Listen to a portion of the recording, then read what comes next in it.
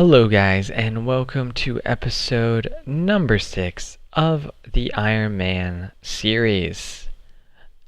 This episode is brought to you by Dungeoneering, the skill that makes you want to kill yourself. No, in all realistically, it wasn't that bad this week, guys. It definitely was as bad as I thought it was going to be. It definitely sucked a good amount. But it's over with until I need to get Garajo Dungeon unlocked when I get to Prif. Then I have to do another week of it. Although, if this week was anything to say, it didn't take a week. It took me, 5 days. I'd say 2 days of which were actually grinding. The other 3 were I'm pretty sure 2 of those days I feel like I didn't even touch Dungeoneering. Definitely what helped is since from doing DG at a low level until now, it definitely helped to get the what's it called? The task sets done. Why couldn't I think of the word task? So the easy, medium done, easy to get to pick our boss once a day. It's really nice for getting to try and get a higher tier weapon than you can create. So currently I was stuck with a tier 70 staff when I have 80 magic. So I was using it on getting a unholy curse bearer to spawn and trying to get an 80 staff. Eventually I was able to get it. And then on the side of that, the medium set gives you free laws and cosmics when you go in, which means you can teleport freely. Prior I had some cosmics binded, I think, and I just didn't bother making the law runes, because I think when I was actually doing this I didn't even have 54 rune crafting, which is actually the exact level I have currently. Currently though, the reason for that is I'm trying to keep it low to because I haven't been doing my rune sphere. The next best, so there's 2 next best things. First next best thing is I'm gonna get it up mostly with Tears of Guthix. It's gonna stay my lowest as soon as summoning passes it, which it should be passing it next week when I focus on summoning next week, as well as ranged and crafting. And it's not really focus, it's just getting all the stuff I need to get into Prif. But yeah, it'll be lowest. I'll be able to do that. And then on the side note, when I'm not going to be done maxing the account by the time I end up going back to school in the fall. So it's actually a pretty good skill to just AFK, depending, either, if there's a lecture or something, or when I'm waiting between classes, just starting to AFK. Pretty easy to do. My other skills I'm actually saving for that exact reason on the side of that are crafting, other than getting to I'll get 89 this summer so I can get within the light done. I'm not gonna boost for I'm gonna try and boost for as low as possible basically. I might boost for task set stuff. And the other thing I'm thinking about maybe boosting for is fell stalks. Planting them. I'm sure by the time I can plant them, I'll probably have already 94 herb lore. If I don't, I'll be surprised, to be honest, because, I should have a Questscape by then. I should have gotten the 1 million plus experience from Sasuke's Endgame and whatnot for that. So, I'd be surprised, but we'll see. But other than that, I'm trying not to boost, which means I need to get 89 crafting to do the Light Within. Big thing, I talked about Destiny already, Destiny 2. During Destiny 2 beta, I'm going to be doing crafting. It's basically considering it's either I do that, or I do something like rune crafting or fishing, or something that's just going to take up my time anyways. It's pointless to do anyways, I suppose. It's my best option. Fishing, there's no point. By the time I'm in Prif, I'm going to be doing dungeoneering, and then I need to do fishing to 76, sure. But after that, I'm just going to be going and getting... I'm just going to be fishing sharks from Garajo, and other than that, I'll power fish past that. And I'm going to be waiting until I have probably... I can't really get a crystal fishing rod. Either fishing rod omatics or at least shark outfit. I'll wait until to do like my heavy grind at it, and by shark outfit I know I need to do fishing for that. But I mean, like, I'll get up my invention level. I'll have invention unlocked at that point, I suppose, is the way to go. The great thing though about harps and crafting, any account needs to do it at least a bit. You need to get, I want to say I believe in total you need 12k harmonic dust at a minimum. Even if you don't use attuned crystal weaponry, you need 12k harmonic dust, 4k for a crystal hatchet, 4k for a crystal pickaxe, and 4k for an attuned crystal teleport seed. So when you get all of those, then you can decide whether you're going to be doing something along the lines of DG crafting or not. Another way to look at it though is you should hold off and do all that at as late of possible of a time.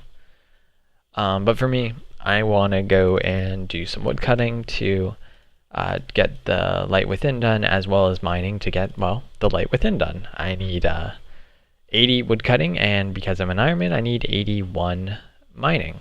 That'll also open up more dailies for me to do, but that won't be until the end of this month, so still have a little while for that before I have like 81 mining. Yeah. So as you guys can see, 75 dungeoneering there. The method I used for dungeoneering, which I think it's a good method for people who are like mostly just lazy. I don't know if it's lazy. I think it's better for less skilled dungeoneers, because obviously if you're good at dungeoneering, you probably know a good way to do it. But if you're not very good at dungeoneering, this is a good way to just, get yourself going with dungeoneering. So my method was to do, I forgot when I started it, but say like around level 60. Maybe even sooner than that, I'm not even sure. I would do C1 rushes for my frozens. I would do C6 rushes for my abandoned 1 through, my abandoned 1 floors. And then I would do all bonus room C6s for my furnished abandoned 2 and occult floors. That's all I have unlocked right now, but we'll see how I change that method in the future. So in total, you're doing, 15 to 20 minutes of frozen. And I forget how long it took me to do my abandons. Probably about 15 minutes.